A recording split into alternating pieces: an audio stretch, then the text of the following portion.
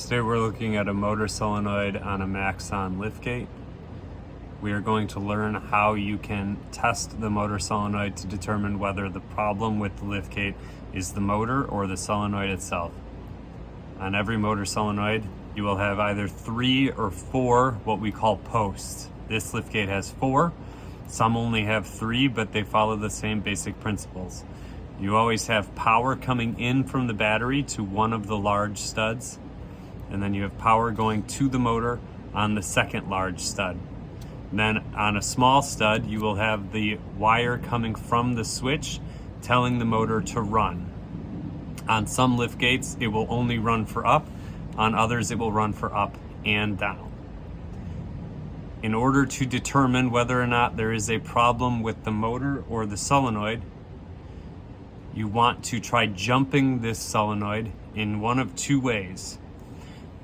To test to see if the solenoid is good, you want to manually activate it, which involves connecting the large post to the small post.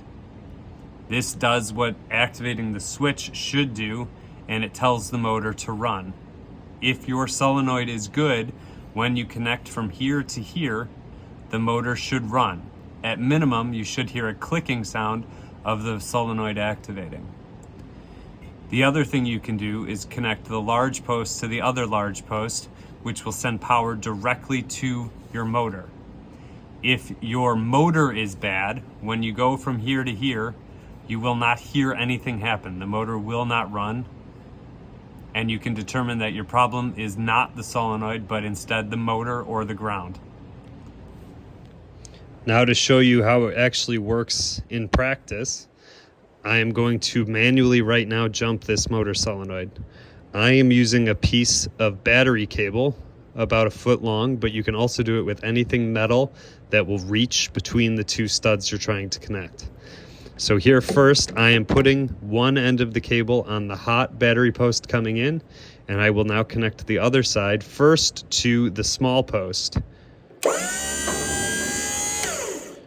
When I connected it, I could hear that the solenoid clicked, and because I know that this is a functional pump, the motor is operating and the gate is going up.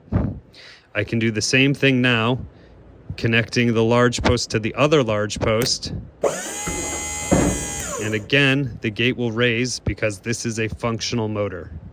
If the motor were not working, or if the solenoid were not working, you would not have heard the motor activate and the gate would not have gone up.